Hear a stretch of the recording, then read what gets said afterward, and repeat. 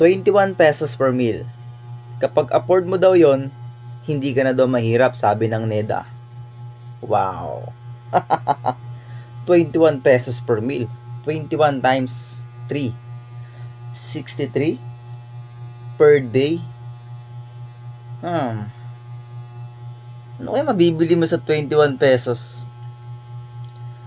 Sige, bigyan ko kayo ng 21 pesos. Tapos mamalengke kayo. Tignan natin kung hanggang saan aabot ang 21 pesos mo. Sa 21 pesos mo, bibili ka daw ng kape, yung 3-in-1. Yung presyo daw nyon, 4 pesos. 4 na piso daw. 3-in-1, 4 na piso. Baka may ibang mundo to sila. Yung 3-in-1 dito sa amin, twin pack, 16 pesos na eh. Meron naman yung single lang, 8 pesos na yon. Saan kaya na nabili yun? Tapos daw, noodles, 7 pesos. Bili ka daw ng 7 pesos na noodles. Noodles, 7 pesos. Baka mainit na tubig lang yun eh.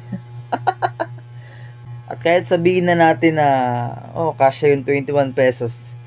Ano namang sustansya makukuha mo doon? Di ba? Wala kang sustansya makukuha doon.